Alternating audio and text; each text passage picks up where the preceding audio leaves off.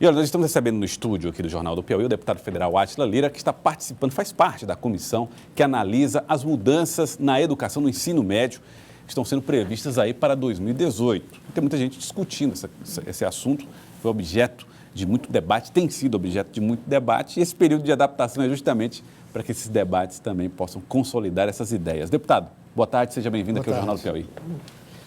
Essa reforma é uma reforma do ensino médio. Ela vem sendo debatida há mais de 10 anos. Não é uma mudança do dia para a noite. Não é do dia para o outro. O governo mesmo apresentou uma proposta que já vinha sendo discutida no mundo acadêmico, no Congresso Nacional, e o próprio Ministério da Educação do governo Dilma já tinha esboçado essas ideias com esse sentido de criar um currículo diversificado, flexível, que permitisse que o aluno, ao longo do currículo, pudesse se aprofundar em áreas de maior interesse que ele viesse a ter. Investir mais tempo naquilo que de fato faz parte da carreira do aluno. Hoje o currículo, as diretrizes curriculares, elas incorporam tudo isso que nós queremos na reforma. O aluno estuda linguagens, estuda matemática, estuda ciências e tecnologias, ciências biológicas e, em algumas áreas, o sujeito se dedica ao ensino técnico. Esse currículo, que em vez de você estudar 13 a 17 matérias, ou seja, estudar tudo, você estuda basicamente as chamadas disciplinas obrigatórias, seriam as disciplinas de linguagem, matemática, e se aprofundaria naqueles campos de saber que o aluno mais se interessa. Se eu quero já me dedicar às ciências humanas, eu vou estudar linguagens, ciências humanas. Se eu quero economia, também por aí mesmo. Se eu quero advocacia, dessa forma.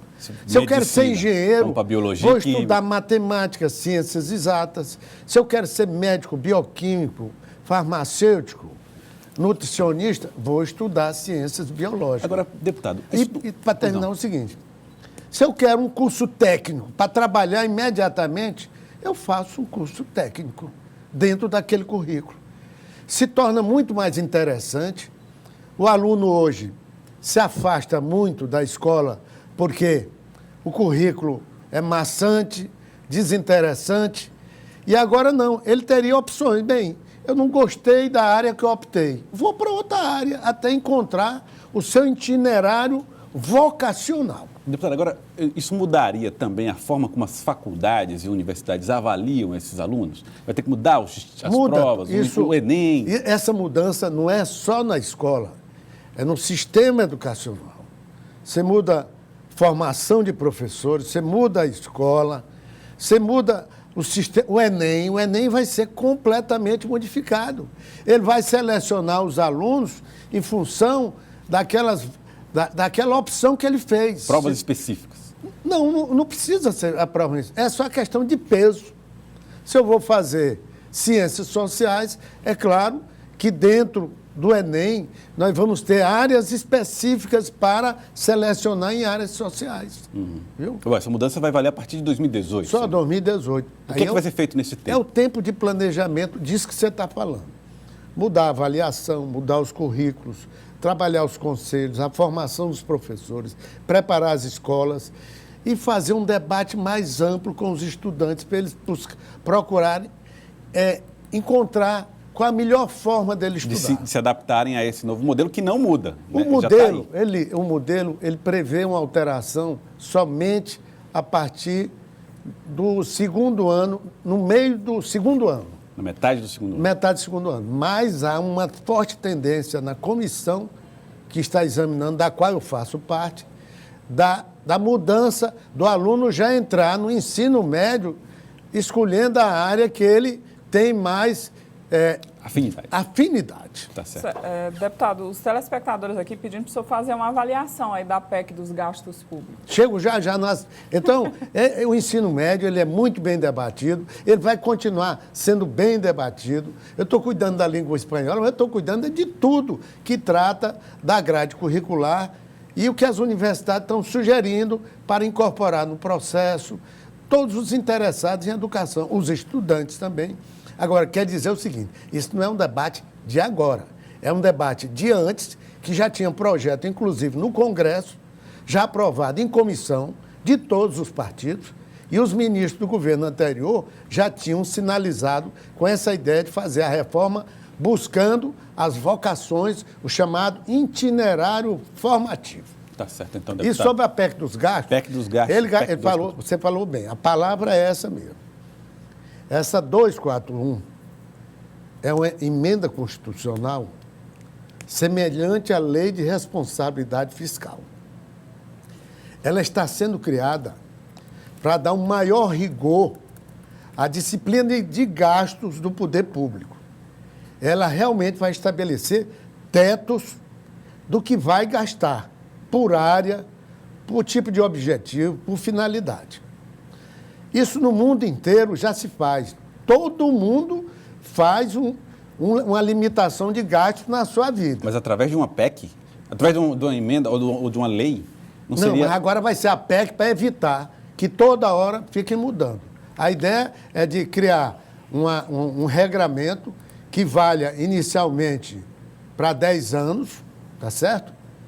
Mas ela tem instrumentos flexíveis. Por exemplo, ela estabelece limites.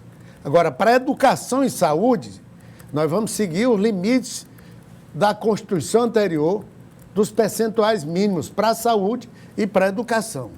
Se no decorrer do processo da dinâmica da economia, nós crescemos a receita, essa receita será distribuída em função de finalidades que a sociedade vai eleger, através do Congresso ou de movimentos sociais. Então, agora, só se vai corrigir o orçamento com base na inflação. O poder público foi acostumado, depois da Constituição de 88, a achar que podia gastar, criar metas sem olhar a receita. Essa PEC tem, sobretudo, o objetivo de dizer só se vai gastar se tiver receita. Deputado, agora, educação e saúde... Pode ter uma consequência aí um pouco danosa, no sentido de que muitas vezes é preciso não fazer corte na boca do caixa, mas é preciso investir em algumas áreas para garantir até que lá na frente o Estado arrecade mais. Não, mas olha, quando se faz a disciplina dos tetos de gastos, também vai se fazer o teto de investimento que o poder público tem que fazer, que hoje não cumpre. O poder público não tem meta de investimento. Então, o senhor acha que essa história de dizer que o Brasil vai ficar congelado, parado, não, isso não. é discurso de quem é contra a PEC? Não, é claro que... O senador Roberto Requião falou sobre isso. O Requião é porque foi acostumado a governar num período que se inventava despesa e se inventava imposto. O que nós chegamos foi ao limite de gasto do setor público. O setor público hoje compromete a economia brasileira. Então, ele tem que ser disciplinado, o orçamento tem que ser respeitado, não é todo ano inventar uma despesa porque é necessária. A despesa só é necessária, tá certo, mas se ela tiver uma receita para pagar. Quem é que vai pagar essa despesa? Educação e saúde, não. É porque são metas sociais imprescindíveis para o desenvolver o bem-estar da sociedade. As outras, nós vamos que fazer o seguinte, para gastar mais aqui nessa meta, nós vamos tirar de outra meta.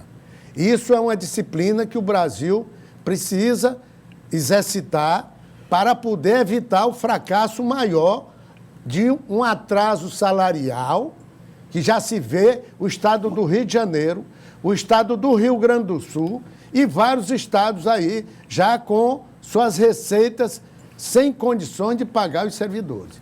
A dívida brasileira hoje é 72% do PIB. O PIB é a produção do país. Quem deve muito, paga muito juro. Então, o que nós vamos é disciplinar nesse projeto a disciplina de gastos. E é claro, como nós estamos acostumados a achar que podia gastar, bastava mandar para a Assembleia Legislativa ou para a Câmara dos Deputados ou Senado. Agora acabou. O orçamento ele só pode ser reajustado com a inflação.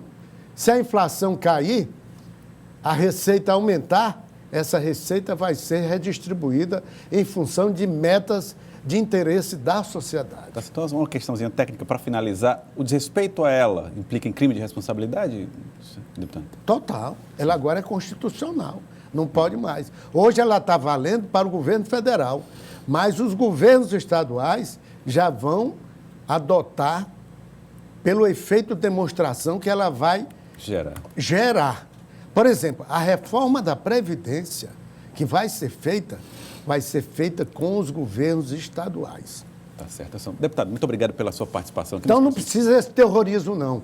Educação e saúde estão preservadas e os outros é fazer igual nós, todos nós cidadãos. Só gastamos dentro da receita que a gente dispõe. O deputado Átila Lira, que, aliás, votou a favor da PEC na primeira votação. Haverá a segunda votação na semana que vem, né, deputado? Segunda votação. Eu penso que isso será mantido. Agora, o Senado não. O Senado poderá ainda mudar, sobretudo criando regras de flexibilização de alterações nesse regramento de 10 anos. Eu creio que isso possa ser alterado. No Senado. Para nós termos, por exemplo, a receita cresceu, a inflação caiu, taxa de juros caiu.